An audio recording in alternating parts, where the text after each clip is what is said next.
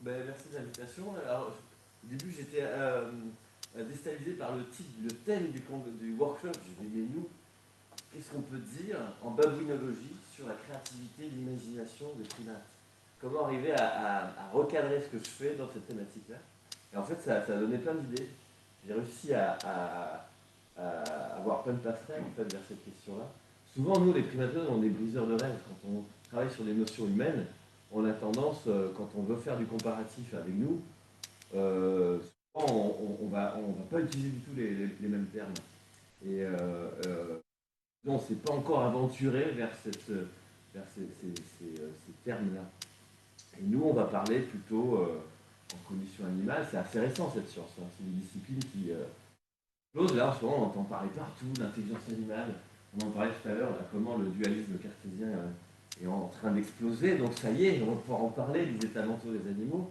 Mais c'est lent d'avoir vraiment des connaissances sur ce domaine, parce que c'est dur déjà, c'est très très dur. Il y a une raison aussi, c'est pas que culturel qu'on n'a pas exploré ce domaine, c'est juste que c'est très, il y a plein de pièges très très précautionneux, parce on a évidemment des espèces qui ne sont pas verbales, et la psychologie, pour étudier les états mentaux, bah, c'est beaucoup appuyé sur des paradigmes où bah, les tâches sont des tâches avant tout verbales.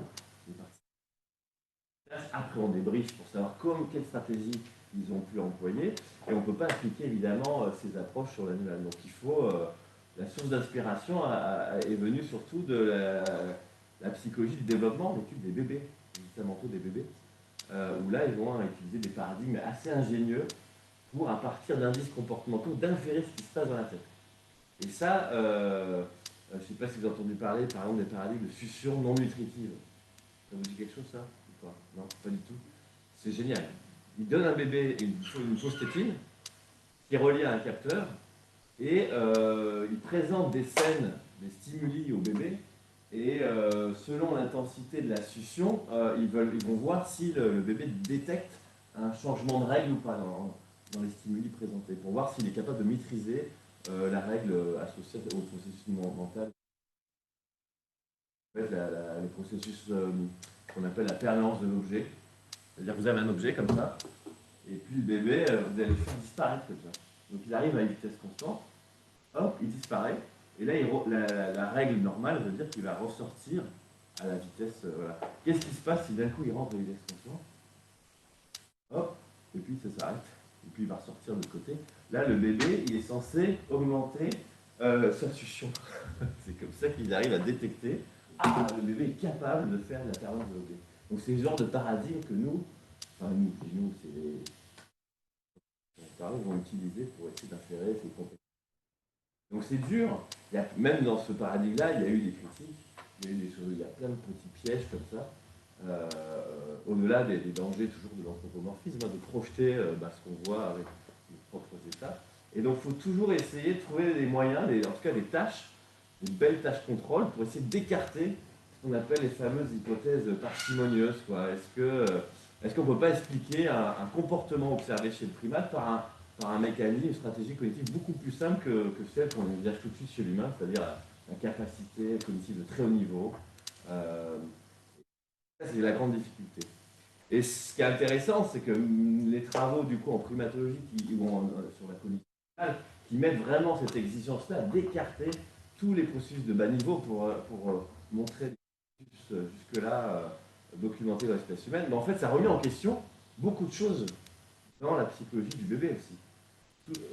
Chez le bébé, on lui attribuait tout de suite des propriétés cognitives très élevées. Et du coup, en fait, c'est intéressant parce que ça a remis aussi cette exigence-là dans le domaine de la psychologie du bébé, de réaliser peut-être qu'il y a une stratégie cognitive très très simple. Le bébé, peut-être qu'il arrive à résoudre la tâche avec des moyens que, en fait, ça marche très bien chez le pigeon, ça marche très bien chez la souris. Peut-être que... Donc voilà, c'est juste pour vous dire que c'est une science assez fragile.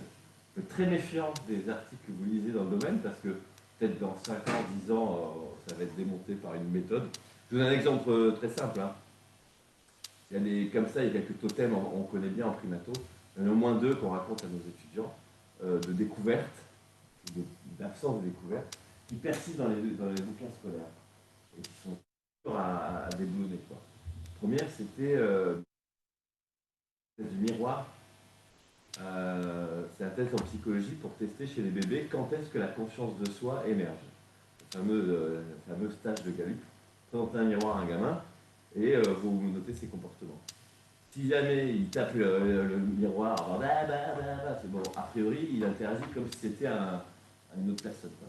Mais si le bébé il commence à s'explorer le visage, regarder les dents, jouer avec son image, là, on dit, ah, là, c'est les critères de reconnaissance de soi. Puis le troisième critère, le jeu, soucier le visage. Et puis le troisième, c'est mettre une tache sur le front de l'outil et voir s'il touche le front. Là, c'est considéré comme les marqueurs de. Après, il y a parmi les philosophes, parce que c'est conscience de soi ou représentation de soi, c'est encore différent de l'image de soi. Bref. Toujours est-il qu'ils ont utilisé cette tâche sur plein d'espèces. Et ça a dessiné une sorte d'histoire philosophique autour de l'émergence de la conscience de soi. Et le chimpanzé, ça a marché. Le chimpanzé, vous lui mettez un miroir, certains, pas tous, mais ils se mettent à explorer le visage, à jouer aussi. La tâche, il la touche, c'est bon. Chimpanzé, conscience de soi. Orang-outan, conscience de soi. Et quand on regarde l'arbre phylogénétique, en fait, on se dit, bon, c'est à peu près tous les grands singes, quoi. Le gorille n'y arrive pas, quoi. Aïe. Le gorille est plus proche de l'espèce humaine que l'orang-outan. Donc là, il y avait un petit bug dans l'histoire phylogénétique. Là, la théorie, c'est que ça émerge, la conscience de soi, ça peut-être émergé à l'ancêtre commun de tous les hominidae. Là, c'est bizarre, parce que ça veut dire que le gorille devrait l'avoir, quoi. Et donc, vous avez, dans la littérature, on enseigne encore aujourd'hui, dans les cours d'éthologie, on dit le gorille n'y arrive pas. Ça a été démonté à cause d'une toute petite erreur méthodologique. Il fallait y penser, en fait. Au départ, les primatologues prennent soin, surtout pour ne pas introduire de biais, d'avoir exactement les mêmes paradigmes expérimentaux entre les espèces, pour pas, évidemment, avoir des résultats sujets à la critique. Donc là, le miroir a été proposé dans les mêmes conditions. Sauf que le gorille, moi je travaille sur le gorille, et bon, on remarque très vite chez les gorilles, c'est un peu parce que la vie sociale est très. Je suis arrivé aux zones d'Atlanta, aux États-Unis, pour mon postdoc. Travailler les gorilles, c'était un peu le rêve de gosse, quoi. Ça a 300 kg de muscles, magnifique, et c'est un des plus grands, enfin les zoos, il y a le plus grand groupe de gorilles, je crois qu'ils sont 23. Et donc j'arrive le matin avec mon café, je pouvais accéder au groupe de gorilles. C'est une émotion, vous avez le droit en plus d'aller dans les backstage du zoo, ça c'est la classe, avec votre café, pour aller observer les gorilles. Et puis voilà, et il s'est passé rien du tout. De temps en temps, il y en a qui se levaient, et là, il y en a, ah non. Et puis il s'est évité, puis il se posait, et puis il restait là. Et en fait, j'ai remarqué, ils ne se croisaient jamais le regard. Et en fait, c'est tout simple. Vous regardez n'importe quelle vidéo sur YouTube, tapez gorille, Mirror, il y a des vidéos comme ça, peut-être je peux vous montrer. Alors c'est parti. Je pense qu'il n'y a pas besoin de primatologue pour comprendre ce qui se passe dans cette vidéo.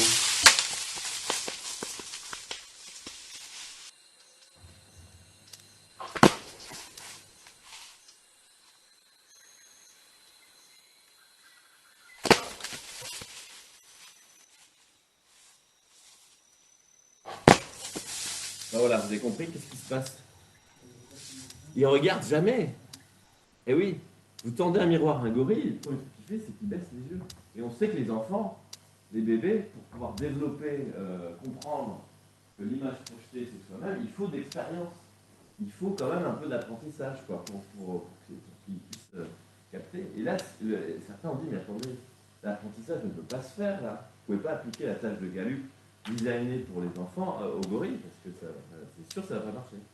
Du coup, il y a une équipe qui a pensé à mettre une caméra devant un moniteur, comme ça, la caméra qui est placée sur le côté, de manière à ce que quand le gorille se regarde sur l'écran, il n'y a pas de contact visuel, il se voit aux deux tiers profil. Et là, au bout d'une demi-heure, vous avez le gorille qui fait ça. Voilà. Juste pour vous dire que la difficulté de travailler sur les états mentaux, c'est qu'à cause d'un tout petit changement méthodologique, juste ça a amené à des résultats complètement opposés. Et puis l'inverse est vrai aussi.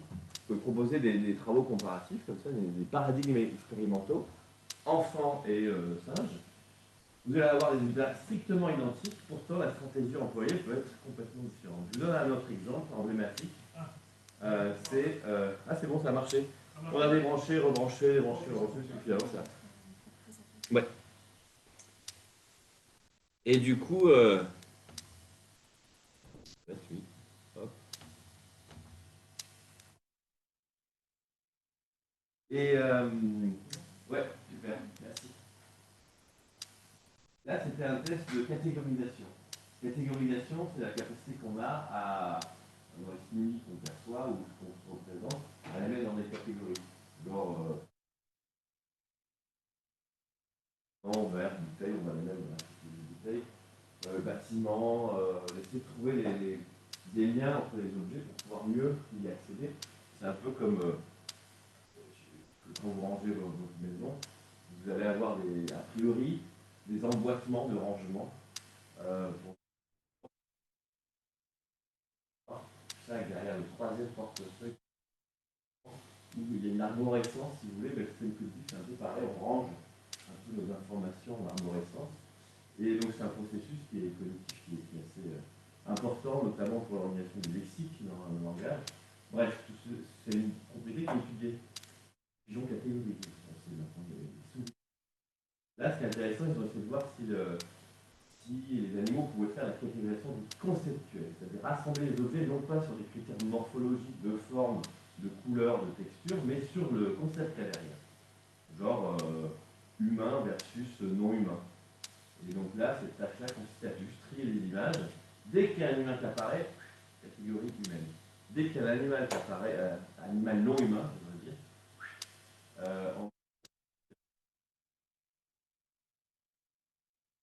et ça, les enfants y arrivent très bien. Et là, ils ont dit, bah, déjà, des compétences, des catégories. Ils ont déjà la maîtrise du concept humain versus non humain. Ils ont fait le même test chez les. Je crois que c'est les macaques, notamment. Et là, pareil, le singe arrive à catégoriser sans problème la pile d'images, il y a à faire de ça. Sauf qu'il y a eu quand même, alors ils ont titré tout de suite le babouin ou le macaque arrive à faire la représentation conceptuelle, quoi. Il voit le monde avec un niveau d'abstraction. Sauf que bon, il y en a qui ont des doutes parce qu'il allait vraiment très très vite le babouin, à une vitesse qui dit genre, bon, et certains ont dit, mais en fait, le babouin est catégorisé à l'échelle du pixel. Il suffit d'avoir un gradient de couleur différent entre entre les deux catégories. C'est confondant en fait avec le concept. C'est-à-dire que il suffisait qu'il y ait un peu plus de poils et de plumes dans les images d'animaux non humains, ça suffisait finalement à discriminer. Il n'y a pas besoin de concept pour résoudre la tâche en fait. C'est vrai que c'était plus rapide. Donc le babouin c'est un bon modèle d'étude parce qu'il va toujours chercher la stratégie la moins coûteuse cognitive pour résoudre la tâche. Et là il est encore plus efficace que l'humain. Vous voyez un peu. Et donc ça veut dire que voilà, des tout petits changements, vous avez beau prendre soin d'avoir le même paradigme, vous avez beau avoir les mêmes résultats, avec pourtant les états mentaux, les stratégies politiques sont très différentes. Pour vous illustrer la difficulté de et pourquoi cette longue introduction pour vous dire que du coup, parler de créativité, d'imagination chez les singes, nous on ne va surtout pas s'aventurer avec des termes aussi forts qui sont associés chez les humains à des états mentaux de très très haut niveau. Là, ça veut dire quoi? Ça veut dire représentation mentale, abstraction, tout ça. Mais il y a quand même beaucoup de passerelles sur ce que pourrait être l'innovation, comment les nouveaux comportements émergent, quels sont les processus mentaux ou les stratégies cognitives entre les animaux non humains pour faire émerger des nouveaux comportements. Et donc, je vais parler surtout de ce que je connais, c'est-à-dire la communication. Et après, je vais voir un peu dans la littérature. Je vais regarder un petit peu justement ce qui se fait, parce qu'on va toucher à des disciplines comme la transmission culturelle, par exemple, l'adaptation, l'émergence de nouveaux comportements, d'autres processus mentaux qui sont très importants, comme le raisonnement, la planification. Tout ça va faire appel à aller au-delà de ce que c'est la l'image. Voilà. Pour me présenter, moi j'ai été formé par un psychologue du bébé. C'est pour ça en fait, que je parle de l'importance de la psychologie de l'enfant, c'est que directeur de thèse, lui, est professeur à Aix, en Provence. Mais il a toujours maintenu une petite activité comparative sur Babouin, un peu clandestine. Il n'y a pas vraiment cette thématique représentée dans le laboratoire, mais vu qu'il avait fait ce bouquin, j'étais tombé sur ce bouquin moi, quand j'étais étudiant. J'ai contacté, tremblotant, hein. Mais il m'a pris en stage, et puis voilà, il m'a mis le PhD, et on ne s'est plus quitté. Et il m'a fait rencontrer Bill Hopkins pour travailler sur les grands singes à Atlanta, après Jill Proust, qui est une anthropologue américaine qui elle, dans un village américain au sud-est du Sénégal. Il y a des chimpanzés là-bas. C'était pas très connu, mais elle a repéré les nids et puis elle a.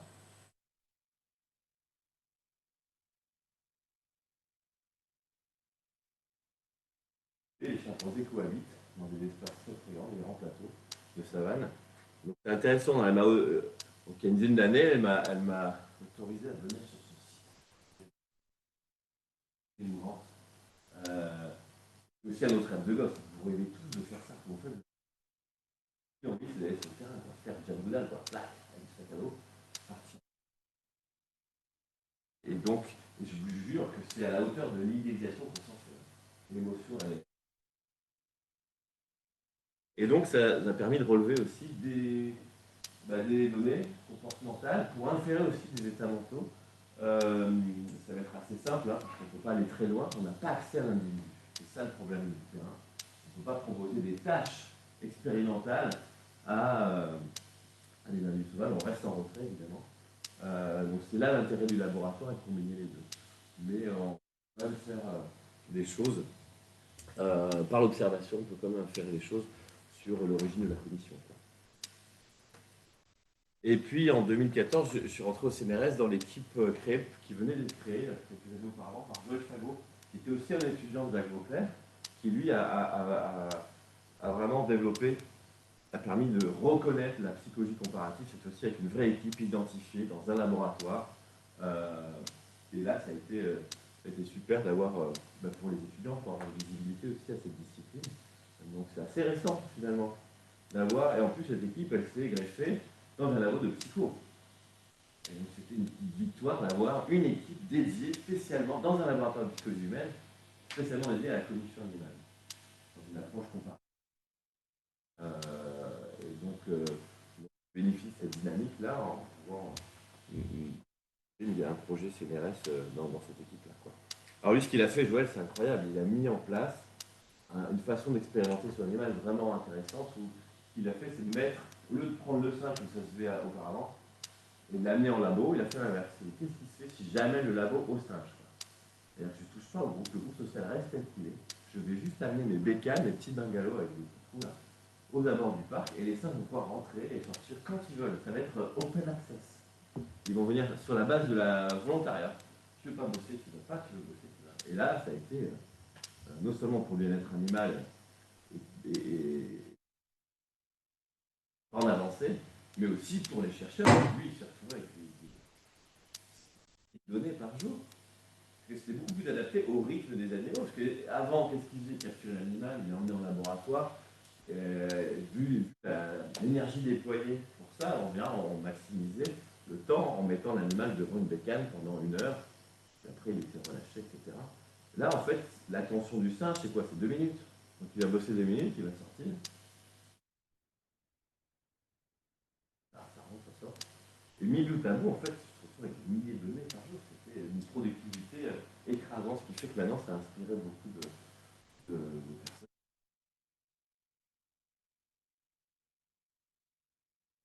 Même dans les crèches, ils ont l'usage de systèmes comme ça pour travailler sur la cognition du bébé. Pour pouvoir accéder à l'individu, c'est ça la difficulté en cognition, on doit pouvoir tester un individu.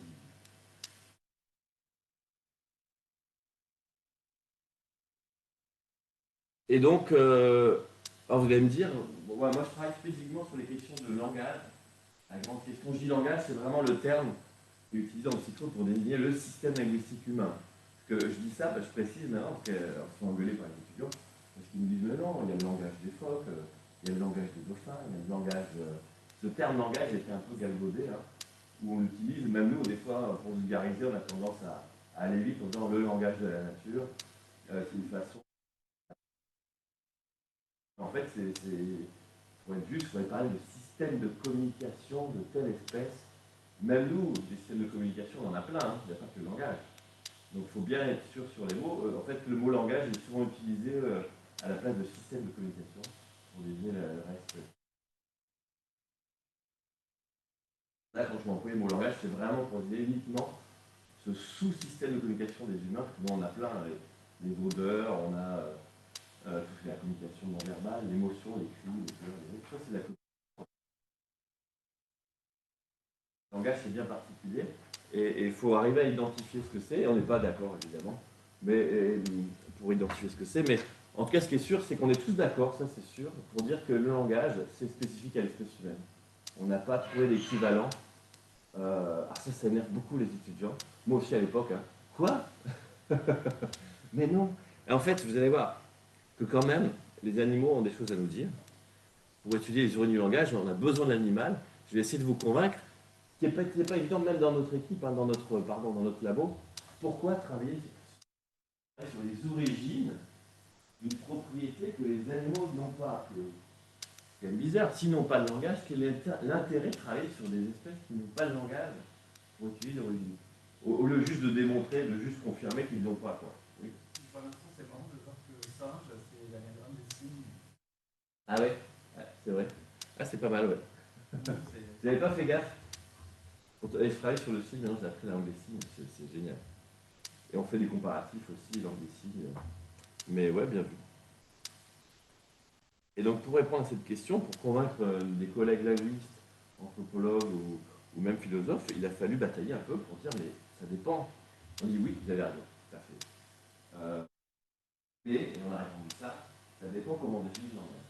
Si on définit le langage comme ça, la parole en gros, comme une sorte de bloc indivisible, on est tous d'accord pour dire que ça, on dessine, hein, enfin, en tout cas, le système linguistique, c'est propre à l'espèce humaine.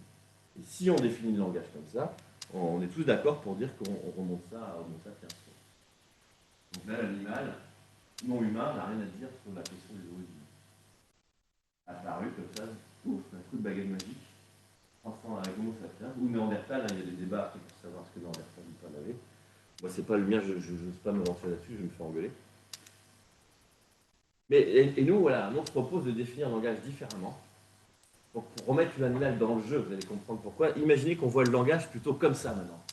On soulève le capot et on va avoir l'approche cognitive. Qu'est-ce qu'il faut comme ingrédient pour faire du langage, pour avoir un système linguistique? Et quand on soulève le capot, grâce aux sciences cognitives, on va pouvoir identifier plein de composantes. En fait. Des composantes que les collègues en sciences cognitives appellent le domaine général. Je ne sais pas si vous connaissez ce terme. Moi, j'ai découvert il n'y a pas très longtemps, mais en gros, c'est des propriétés cognitives qui ne sont pas spécifiques au langage, mais qui sont utiles à d'autres fonctions. Vous allez voir que pour faire du langage, il faut plein de propriétés cognitives qui sont assez bateaux, pas du tout spécifiques au langage. Et là, vous pouvez... donc, si on fait l'effort de décomposer le langage dans ses fonctions, dans toutes ces et quand imaginez, on les prend une à une, ben là, on va réaliser que chacune de ces composantes, ben, en fait, elles existent dans le réel animal. Et c'est ça qui est intéressant. Vous pouvez prendre, je ne sais pas, n'importe laquelle. L'intention, par exemple. J'ai mis en vrac, hein, ça c'est pas un modèle du tout hein, de langage. Hein. Mais c'était juste pour mettre un petit papier qui était comme ça utile. Mais je ne sais pas si je vois l'intention, par exemple. L'intention, là, quand je vous parle, je fais de la communication intentionnelle. C'est vraiment une composante fondamentale du langage, de pouvoir avoir des buts, planifier un but de communication. Cette fois-ci, là, mon but, c'est de vous faire passer un message. Et donc, il faut que je planifie. Donc, il y a tout un schéma où j'identifie le message, je vais planifier la formulation, je vais le faire passer, et après, il y a le check. Est-ce qu'en face, ça se fout la tête comme ça? Ou est-ce que ça fait ça? Là, mais le but, ça, il ne passe pas. Donc l'intention a été décryptée par les psychologues avec, bon, bah, si le but n'est pas atteint, qu'est-ce qu'on fait? On va recommencer. Souvent, les profs, ils répètent le message quand il y a des exercices comme ça. Et puis ça ne marche toujours pas. Ils vont, c'est là où je veux en venir, ils vont élaborer. Et là, on va toucher la frontière de la thématique, de la créativité. Ils vont essayer d'élaborer, reformuler le message différemment. Et jusqu'à atteindre le Ah, d'accord. Là, le message est passé, on peut passer au suivant. Et donc, le schéma de l'intention, ben, c'est exactement le même pour l'action. Si je veux attraper un objet, c'est exactement pareil. Je vais planifier le but. Là, c'est pas un message, mais c'est attraper la télécommande. Ah, j'y arrive pas. C'est comme ça qu'on mesure l'intention. Ben, je vais recommencer. Ça ne marche toujours pas. Ah, ben, je vais me déplacer. Changement de stratégie. Je vais me déplacer. Ça y est, but atteint. Check. Le schéma est... Donc, ce schéma-là, finalement, c'est ça qu'on dit qu'il est domaine général. C'est que l'intention, elle est utile pour planifier l'action intentionnelle, mais aussi pour planifier la communication intentionnelle. Vous avez exactement le même processus cognitif derrière. Eh bien ça existe chez l'animal. Ça a été décrit la littérature comme ça sur l'animal, sur l'intention. Vous voyez, ce module-là, il existe chez l'animal. Un chat qui veut passer une porte, bon, mais il a appris, dans ses erreurs, voilà, je dois planifier, je veux passer de l'autre côté, il va mettre en place, planifier du coup toute la séquence d'actions pour y arriver, et jusqu'à le but. Pareil, on peut prendre la syntaxe, la fameuse syntaxe, le graal du langage humain. Ah ben, elle existe, ça a été décrit par les anthropologues et les primatologues dans la façon de fabriquer des outils chez les chimpanzés. Ou les gorilles, quand ils mangent des plantes très épineuses, ils ont toute une séquence d'actions qu'ils vont décomposer en unités, qui ont l'air de s'emboîter avec des propriétés syntaxiques qui retrouvent exactement les schémas typiques de la grammaire humaine dans les actions fines. Si vous changez les mots, vous les remplacez par des unités d'action, vous avez exactement des structures équivalentes. Donc voilà, elle n'est pas dans le langage, ni dans la communication chez les singes, mais bon, on la voit dans l'action, etc., etc. Donc vous voyez où je veux en venir? Du coup, bon, c'est toutes ces propriétés quasiment toutes en fait, elles ont l'air d'exister dans un animal. La catégorisation, j'en ai parlé tout à l'heure, le pigeon et la souris, ils en font. L'apprentissage associatif. Pareil, essayez d'apprendre le langage si vous n'avez pas cette composante-là. Vous ne jamais pouvoir parler. Et l'apprentissage associatif, les abeilles en font, même à Toulouse, il y a des labos qui montrent l'abeille. Donc vous voyez, ça c'est un module qui est répandu dans un animal. Donc si vous voulez comprendre le langage, c'est intérêt à bosser sur l'animal. Il s'agit de quoi? Il ne s'agit pas de travailler du coup sur les origines du langage, mais plutôt de l'origine de chacune de ces propriétés, une à une, et surtout comment dans l'histoire d'évolution ils ont commencé à jouer ensemble, à bosser ensemble. C'est ça la spécificité du langage humain. C'est d'imaginer le langage, en fait le langage n'existe pas, c'est juste le produit, les produits par l'ensemble de ces musiciens qui sont mis à jouer ensemble dans l'orchestre. Donc l'animal, tous ces musiciens, ils existent, hein, ils bossent tous, hein, ils jouent tous leur truc, ils ne jouent pas forcément tous ensemble. La syntaxe ne va pas jouer avec l'intention, avec la catégorisation chez le chimpanzé, donc c'est plutôt les ponts. Maintenant, on a changé complètement la façon de questionner les origines, c'est plutôt comment les ponts se sont faits dans l'histoire évolutive de la cognition. En fait, on a besoin d'animal et on a besoin des sciences cognitives pour comprendre cette... Vous voyez? Donc dans cette approche, vous avez compris, l'animal il est au cœur, évidemment. Bref.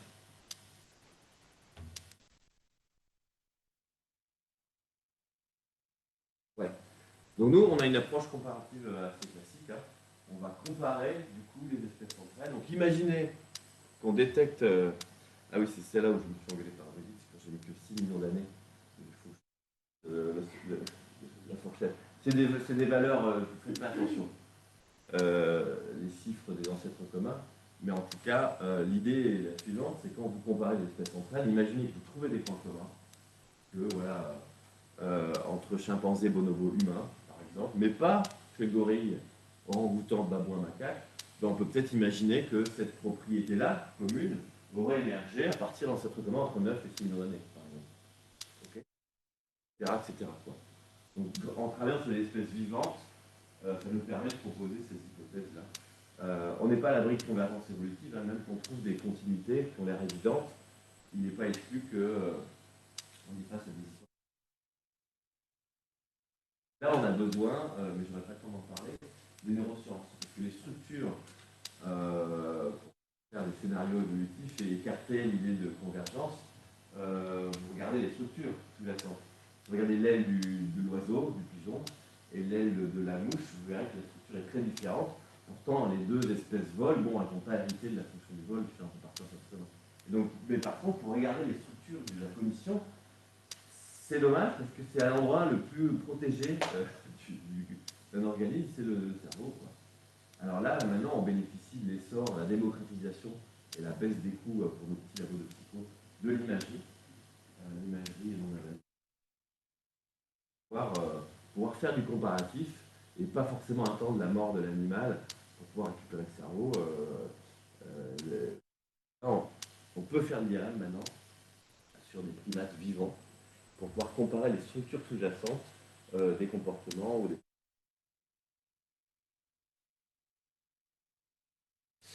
Et donc dans cette grande quête des origines, moi je m'intéresse beaucoup au mouvement, à l'action, au geste. Et vous allez voir à quoi ce mouvement peut être au service de l'imaginaire. Je sais que j'ai employé le mot. La créativité, l'innovation, que oui, dans ces histoires d'origine du langage, une des composantes dans le package de propriété, il y a le raisonnement, il y a la flexibilité. J'ai parlé de la persistance, et le mot, nous, le mot qu'on emploie, c'est pas créativité, ça va être l'élaboration. On ne parle pas d'innovation, on va dire comment l'animal peut élaborer en fait. Quand il a face à un problème, comment il peut élaborer quand sa communication ne marche pas. Est-ce qu'il est capable d'élaborer des nouveaux signaux même? Pourquoi pas? Élaborer des stratégies qu'il connaît, il va puiser dans son répertoire, mais est-ce qu'il est capable en plus de rajouter des nouveaux comportements pour résoudre un problème? D'avoir une sorte d'insight, de recap, quand il s'agit de communiquer. Même nous, on a du mal, hein, de créer un nouveau signal comme ça. Genre, mon message ne marche pas, tiens, je vais créer un nouveau signal pour communiquer.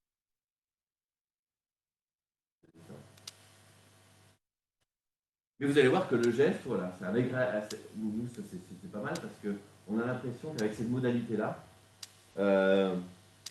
on a déjà un agrégat de propriétés, domaine général fondamental du langage. J'ai parlé de l'intention, mais on peut parler de la flexibilité de l'apprentissage, de nouveaux signaux tout au long de la vie. Ça, c'est très important, hein, dans le langage, on apprend des nouveaux signaux. La convention partagée. Donc il faut que le système, le répertoire, soit flexible. C'est comme un accordéon, quoi. Il faut que ce soit référentiel aussi. Là, quand je parle, je me réfère à des mots, à des événements, à des passés, présents, futurs, à des objets, et en gros, hein, on est d'accord pour ces étiquettes. Donc on peut envisager le langage comme un système référentiel, intentionnel et symbolique avec ces fameuses étiquettes. Super machine, vous mettez des labels partout. Alors, du coup, chez l'enfant, on sait que cette labellisation du monde, elle passe d'abord par un truc très simple, on peut la faire sans système symbolique, juste avec les mains. Le pointage, c'est comme ça que on peut pointer les objets. Vous pouvez dire, alors c'est limité, c'est assez rudimentaire, hein, vous pouvez pas, ça peut être que dans l'environnement immédiat, ou même un peu autour, hein, il est absent, on peut quand même pointer la personne. Voilà, c'est rudimentaire, mais ça marche. Sans pointage, cette fonction-là ne peut pas se développer. Moi, déjà, je commence par du pointage diaper. Après, il y a du pointage plutôt déclaratif, c'est-à-dire regarde ça. J'ai vu, oui, j'ai regardé, oui. Et pourquoi si, pourquoi si. Donc le référentiel après. Alors c'est magique, hein, parce que les parents, souvent quand les enfants pointent, les parents ils donnent en plus l'objet, le sticker avec. Ah oui, c'est le. En plus, ils ne disent pas n'importe comment. Ils le disent comment? Avec une voix, mais alors le fameux parler bébé de la joie. Alors le gamin, donc ça a donné lieu à des débats parce que certains ont dit, bah voilà, le langage propre à l'humain, c'est la fonction déclarative. Cette capacité à déclarer le monde, à pouvoir découvrir le monde en souhaitant partager à l'autre, ça c'est humain. On n'a pas d'équivalent dans l'animal.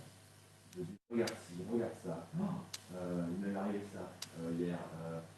Juste quand on décompose l'analyse de contenu du bavardage, c'est que ça. C'est que du.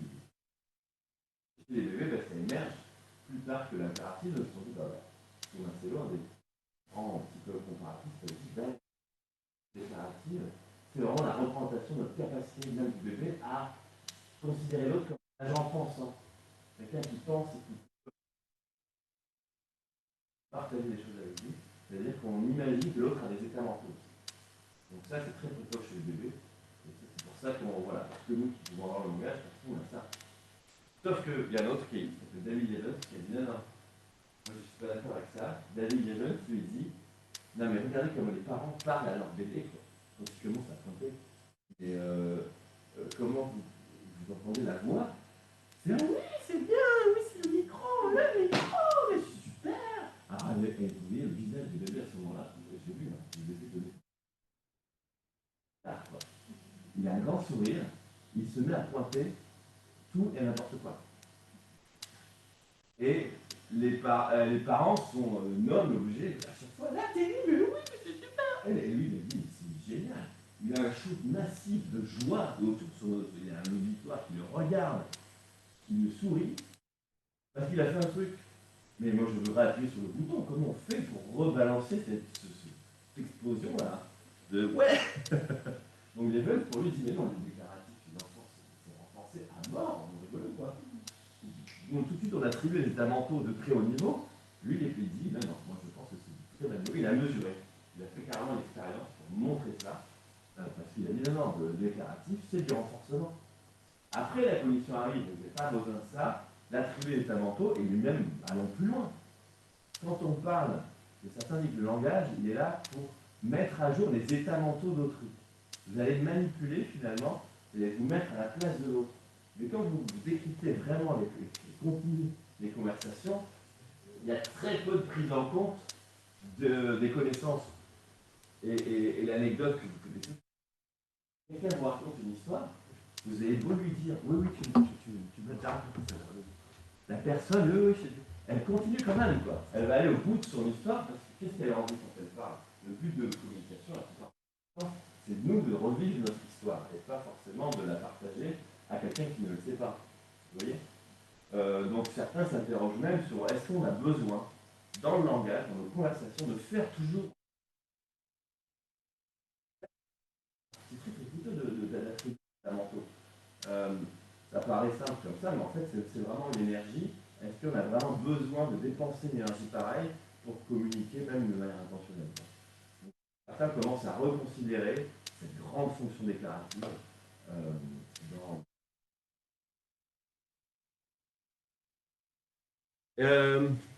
donc ça, j'ai mis ça on appelle ça aussi l'attention conjointe, cette capacité qu'on a à réorienter l'attention des autres vers un objet qu'on a envie de partager, quoi. Et puis voilà, la structure cérébrale.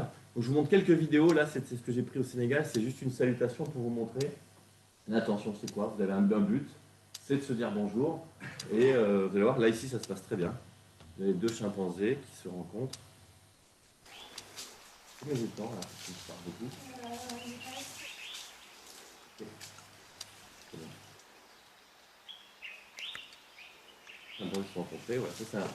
Une séquence assez. Après, vous avez plus spectaculaire pour illustrer la fonction. Imaginez, là vous avez eu le contact visuel, l'échange et après la séparation, la communication, le but est atteint. Et puis là, vous avez la fonction référentielle qui arrive. Chez une femelle, là c'est en zoo. Et là on parle d'intention parce que vous avez cette fameuse persistance et l'orientation du regard aussi, qui est associée à une triangulation parce que la chimpanzé va désigner voilà, un objet tierce, elle va même indiquer où il faut mettre le but. Vous voyez, elle arrive à faire cette triangulation entre le récepteur, qui est là un humain, et l'objet de l'intention. C'est pour ça qu'on parle de triangle de communication triadique, référentielle, avec ces fameuses alternances persistantes. Là, on a déjà beaucoup de choses, mais ça reste une fonction impérative. Je veux ça. C'est assez spectaculaire. Enfin, nous, on n'a pas trouvé mieux pour illustrer cette chose. C'est un peu rageant parce que nous, ça fait 20 ans qu'on bosse dessus. Et en fait, la meilleure vidéo qu'on a faite, c'est sur YouTube, quoi. Alors là, par contre, la banane, elle passe pas dans le trou, donc ça, tu vas balancer. Vous voyez, c'est assez spectaculaire. Et on a une séquence silencieuse, là. Vous voyez que là, le vocal, il ne peut pas le faire. C'est par les mains. Je vous montrer l'importance des mains Cet imaginaire, ces nouveaux signaux, on ne sait pas dans le répertoire des chimpanzés. Vous voyez bien que... Donc la question, c'est comment ça se fait qu'on a ces nouveaux signaux? Quels sont le moteur cognitif? Est-ce que c'est juste un apprentissage associatif? Est-ce qu'il y a de l'élaboration? Est-ce qu'il y a besoin d'innovation, de créativité pour envisager ce type de nouveaux signaux? Quand on a l'interaction avec les humains, quel type d'apprentissage alors il faudrait? On voit que ça peut exister en milieu naturel. Vous avez des pointages aussi qui émergent. C'est plus rare en milieu naturel, tout simplement parce que vous n'avez pas le contexte d'apprentissage. Peut-être que c'est une histoire d'apprentissage. Là, vous voyez que le pointage peut émerger. Effectivement, c'est toujours pareil. Il faut qu'il y ait une asymétrie. Là, comme en captivité, vous avez quelqu'un qui a la bouffe et l'autre qui l'a pas. C'est vraiment le contexte qui va peut-être favoriser ce type d'interaction et du coup favoriser un renforcement potentiel ou une élaboration de potentiel face à ce problème. Je n'ai pas la nourriture, l'autre là, comment je fais? Est-ce que j'ai besoin est-ce que ça se fait par du renforcement? Donc on a souvent ça dans cognition comparée. C'est toujours pareil, la même question. Enfin, je crois. Est-ce que c'est du renforcement? Ou est-ce que c'est des processus mentaux de haut niveau d'élaboration, de créativité, etc. C'est toujours la même question. Ou est-ce que c'est de l'instinct? Voilà, la troisième, c'est ça. Et donc, nous, il faut arriver à, et pour pouvoir démontrer l'élaboration, la créativité, l'imaginaire, il faut écarter les deux autres. L'instinct écarté, parce que visiblement, dans ces situations, tous les chimpanzés ne vont pas avoir ce geste-là. Et donc, il en reste deux. Apprentissage associatif, renforcement, ou élaboration. J'ai un problème. On n'a pas tranché, on ne sait pas, en fait. Mais il y a quelques pistes. La piste, déjà, de voir que la fréquence de ce comportement est beaucoup plus élevée en captivité qu'en milieu naturel. Il y a peut-être un indice, c'est qu'en milieu captivité, cette situation où vous avez besoin de l'autre pour avoir la nourriture, elle est tous les jours. Il y a un soigneur qui passe, un chercheur avec son seau, vous n'avez pas accès à la nourriture. Donc, peut-être que ça peut amener des comportements qui vont... c'est que chez le bébé, certains décrivent ça en fait. C'est que si le bébé essaie d'attraper un objet, les parents, ce qu'ils font, ils lui donnent l'objet. Très vite, le bébé comprend que, mais dès que je tends le bras, l'objet arrive. Il n'y a pas forcément besoin encore de considérer trop l'autre, certains considèrent que c'est simplement du renforcement. Mais après, le bébé, quand il a appris ça, des fois ça ne marche pas. Et ce qu'il fait, du coup, il regarde. J'ai appris la prédiction, quand je tourne le bras, l'objet arrive. Et là, qu'est-ce qu'ils voient? Que les parents, ils ont d'autres tournées. Ils commencent à avoir des apprentissages de ah oui, mais ça marche quand ils me regardent, et ça marche plus, etc. C'est là où le contexte visuel va commencer à rentrer dans le jeu, ce qui n'est pas compliqué, parce que le contexte visuel, l'enfant, il est soumis en permanence dès sa naissance, certainement déjà tout cela, de ces deux billes. Et donc ça rentre dans la danse assez vite. Quoi, mais il faut se rendre. Et l'enfant, c'est un peu comme ce geste-là. Prends-moi. Les parents, au départ, ils prennent le bébé, ils se laissent porter, puis petit à petit, le bébé il finit par anticiper qu'il va être porté. Qu'est-ce qu'il fait? Le bébé, il commence à ouvrir. Petit à petit, troisième étape, le bébé comprend qu'en ouvrant les bras, ça amène d'être porté, donc avant, ça veut dire un signal intentionnel de communication. Ça ne l'est pas, c'est juste une anticipation. Vous voyez comment un signal, un comportement qui fait de l'action, peut se transformer en signal communicatif intentionnel. Et ça, certains ont expliqué que c'était le moteur, le mécanisme. Alors c'est moins spectaculaire que l'élaboration, l'innovation, le raisonnement, mais en tout cas c'est un mécanisme qui marche très bien. On peut expliquer pourquoi les répertoires des singes semblent varier d'un individu à l'autre, selon ses expériences sociales, semblent varier ces répertoires gestuels selon les groupes, selon les populations, ce qui fait que ça a l'air un système finalement assez plastique où vous avez ces phénomènes d'apprentissage. Allez, une petite dernière pour la route, ça s'appelle, c'est un pointage et ça vient de sortir cette année, en 2023. C'est un geste de présentation qui a l'air déclaratif. Regardez, tac. C'est ta fille qui montre à sa mère une feuille. Voilà, ça interroge. Alors ils ont fait un CNAS juste avec cette vidéo. Je ne sais pas comment ils ont fait. C'est une revue scientifique qui s'appelle CNAS, qui est très, très dur de publier là-dedans parce qu'ils ont un peu le melon, donc c'est très dur de rentrer dedans. Mais ils ont eu cette vidéo, c'est vrai que ça rappelle cette fonction déclarative. Si effectivement Si Levens a raison, s'il n'y a pas besoin de créativité, d'élaboration, mais juste par le renforcement, on peut y arriver. Bon.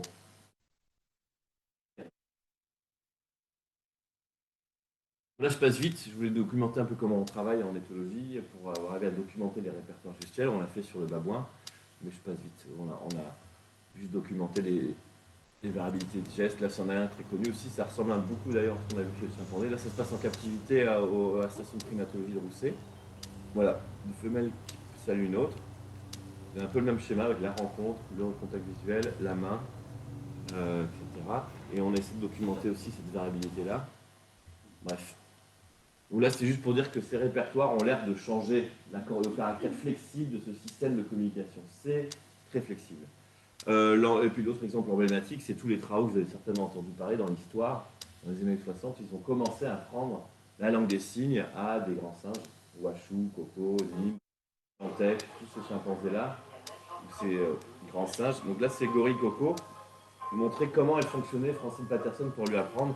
Elle avait la méthode de lui prendre les mains et lui faire faire les signes et associer l'objet. Donc c'est bien un apprentissage associatif.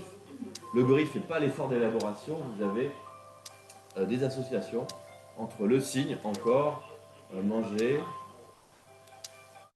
etc. Donc on voit le mécanisme associatif à l'œuvre là, pour pouvoir développer un répertoire gestuel. Et nous, c'est intéressant quand même ces travaux, ça montre vraiment le caractère pâte à modeler. Vous bénéficiez finalement des propriétés du mouvement. Et le mouvement, bah, c'est hyperplastique. C'est vraiment de la pâte à modeler. Donc il suffit d'attribuer une association à ces mouvements que vous voulez. Vous avez un système extensible à l'infini. Ça, c'est intéressant dans nos questions, notre quête des origines. Euh, voilà, après, on a travaillé beaucoup sur le geste de menace. Quand les singes se menacent, ils tapent la main au sol. Alors le cri, c'est la victime, hein. C'est la babouin qui est de l'autre côté. Mais là, vous avez une femelle qui menace. Et on a travaillé beaucoup sur la variabilité aussi de la morphologie de ce geste qui consiste à frotter. Et il y en a une qui le fait de manière beaucoup plus discrète. Flora, elle va juste frotter discrètement la main, comme ça. Et puis on voit que c'est quand même assez déterminé. On se demande s'il n'y a pas quand même une rigidité innée, parce qu'on voit que ce type de signaux est assez répandu entre les espèces, de taper. Même ma fille, hein, quand elle est babouin, elle tape. Je dis, oh, babouin, elle me menace, quoi, avec sa main. Donc ça laisse un geste assez répandu. Est-ce qu'il est renforcé? Est-ce qu'il est inné? On retrouve toujours les trois mêmes questions. J'ai perçu fini, ça y est. Créativité, attention, je finis quand même là-dessus, parce que c'est ça le cœur du réacteur. C'est pour ça que vous êtes là. Et j'ai une réponse en plus. Est-ce que les babouins peuvent apprendre à développer des nouveaux gestes, peuvent élaborer? Et bien on a trouvé. Elle s'appelle Polka. Et un geste qu'on a jamais vu. Et qui est très très spectaculaire. Parce qu'il coche toutes les cases de tous les progrès que je vous ai cités. Intention référentielle et attention conjointe. Elle ne dit pas ça, elle ne fait pas ce geste pour dire je veux ça, non. Là, elle dit regarde cet objet. Et vous allez voir, elle va le faire en combinant toutes ses propriétés. Et là, ça nous avait un petit frisson de oh my god, it's happening. Parce que là, il y a toutes les propriétés du langage qui sont là. On n'a pas trouvé, c'est impossible. On n'a pas exclu qu'il y avait un petit bug, hein, quand même. Mais je finis par cette vidéo. Donc là, il y a quand même ces fameuses hypothèses. Hein. Déterminisme, est-ce que c'est inné? Non, c'est la seule à faire ça. Est-ce que c'est ritualisé, renforcé? Non, vous allez voir que le bébé, il renforce pas très bien du tout ce comportement. Donc l'idée de renforcement, là, on ne l'a pas trouvé. Apprentissage social, est-ce qu'elle a appris ce geste en observant les autres? Ben non, parce qu'il n'y a pas eu d'interaction. Les humains ne sont pas venus présenter ce geste. Et même, ce serait formidable si on arrivait à démontrer que c'était appris par observation, comme ça se fait dans le langage humain. Donc il reste une hypothèse, c'est l'élaboration, innover, en imaginant. Alors vous allez voir ce que c'est. Je fais monter le suspense hein, pour mon temps dépassé. C'est parti. Alors elle va. Vous voyez la femelle, elle se penche en présentant un petit aliment à son bébé. Et le petit répond pas. Qu'est-ce qu'elle fait? Elle maintient le contact visuel. Il se détourne. La mère va faire le tour même pour persistance, persister, élaborer. Et faire ce geste incroyable. Ça paraît simple comme ça, mais pour nous, c'est vraiment très spectaculaire de présenter, et ça marche pas, je continue, et ça marche pas, je vais m'ajuster, vous voyez, les efforts de la mère pour essayer de maintenir absolument ce contact visuel mutuel jusqu'à ce que le message arrive. Là, c'est encore plus spectaculaire. Le bébé, le pauvre, il est en train de téter tranquillement. Et là, la femelle veut lui montrer cet objet. Là, c'est une boule d'enrichissement. Elle va même prendre la tête du bébé pour essayer de l'arracher du téton et lui détourner. Sauf qu'elle a pris le maillon de la chaîne beaucoup trop loin de la balle, donc la balle est trop loin de son regard. Elle va prendre le maillon du coup de plus en plus près. Ça marche toujours pas, elle lui arrache la tête aussi. Le bébé, il s'en fout. Du coup, elle va prendre le maillon plus près de la balle, elle va pouvoir soulever la balle. C'est un peu dur, hein, c'est lourd. Et là, elle y arrive pour essayer d'aligner à la hauteur du regard. Et là, ce qui se passe, le bébé se détourne, il s'en fout. Il tourne la tête, elle va même changer de main. Hop, change de main pour aligner à l'orientation de son regard. Donc là, nous c'était pas possible de voir ça sur l'annual. Donc ça nous fait dire que peut-être qu'il ne s'est pas exclu, en tout cas, qu'il y ait de l'élaboration. L'élaboration imaginaire dans les nouveaux répertoires. Mais qui, vous voyez, encore une fois, dans cette histoire-là, on a deux choses. Élaboration, mouvement, dans une interaction qui mobilise plein de propriétés cognitives. Donc on voit bien que l'élaboration peut être au cœur de cette histoire d'origine. Quand on met de l'élaboration avec du mouvement, ça peut donner des choses assez puissantes, qui sont très riches d'enseignements pour ces questions des origines. Ouais, je vous remercie de votre attention et désolé du dépassement.